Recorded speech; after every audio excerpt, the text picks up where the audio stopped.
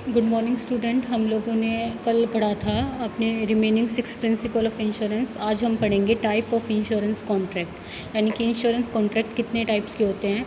तो फर्स्ट होता है कॉन्ट्रैक्ट ऑफ इंडेमनिटी और सेकंड वन होता है आपका लाइफ इंश्योरेंस कॉन्ट्रैक्ट। इंडेमनिटी का मतलब क्या होता है? क्षतिपूर्ति, यानी कि आप कितना लॉस हुआ है उसको कवर करेंगे। तो ये जनरल इंश्योरेंस के लिए वर्ड यूज़ होता है। Contract of indemnity word use होएगा फायर इंश्योरेंस, मराइन इंश्योरेंस या फिर थेफ्ट इंश्योरेंस के लिए, जिसमें लॉस को क्या किया जा सकता है, कैलकुलेट किया जा सकता है। जैसे अगर आग लग गई तो 50,000 का नुकसान हुआ या लाख रुपए का नुकसान हुआ। और दूसरा होता है लाइफ इंश्योरेंस, जो कि ह्यूमन बींग का कराया जाता है, उसकी ज़िंदगी से रिलेटेड होता है, जिसमें फ़िक्स अमाउंट का क्या किया जाता है, एवरी ईयर प्रीमियम पे किया जाता है, या तो उसकी डेथ के समय पर या मैच्योरिटी जो पहले हो जाता है उस टाइम पे इस लाइफ इंश्योरेंस पॉलिसी की अमाउंट को क्या कर दिया जाएगा, पे कर दिया जाता है। इसके बाद जो आपके आते हैं वो आता है री इंश्योरेंस एंड डबल इंश्योरेंस। री इंश्योरेंस का मतलब क्या होता है? री का मतलब दोबारा, तो री इंश्योरेंस और डबल इंश्योरेंस का मतलब दो बार। तो री इंश्योरेंस का मतलब होता है when insurance company gets its risk insured another insurance company. जब इंश्योरेंस कंपनी अपना रिस्क कवर करने के लिए जो इंश्योरेंस है वो दूसरी एक और कंपनी में करा दे। देखो इसको एग्जांपल से मैं बताती हूँ। जैसे फॉर एग्जांपल है आपका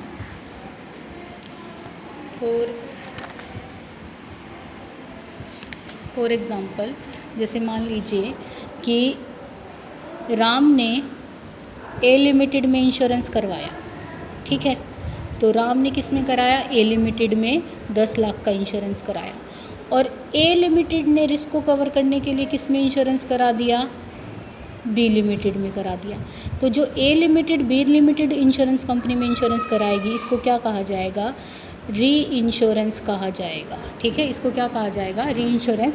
जब इंश्योरेंस कंपनी अपना रिस्क कवर करने के लिए आगे इंश्योरेंस करवा देती है तो उसको हम क्या कहते हैं? री इंश्योरेंस कहते हैं, ठीक है। When an insurance company get risk insured from another insurance company then it called reinsurance. In this insurance contract both insured as well an insurer are insurance company. यानी कि इसमें क्या होगा? देखो दोनों ही, चाहे वो ए है या बी है, दोनों ही क्या होंगी? आपकी इंश्योरेंस कंपनी होंगी। ये भी इंश्योरेंस कंपनी है और ये भी क्या है? आपकी इंश्योरेंस कंपनी है।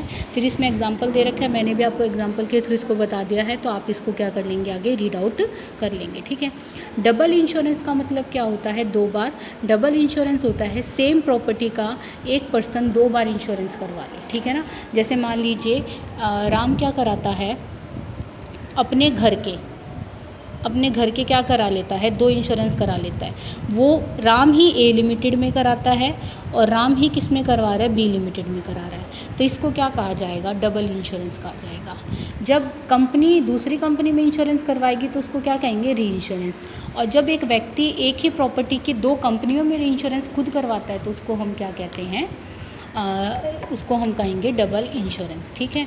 Double insurance general insurance, fire insurance policy पर भी अप्लाई होता है। लाइफ इंश्योरेंस पॉलिसी के केस में आप कितने भी इंश्योरेंस ले सकते हैं।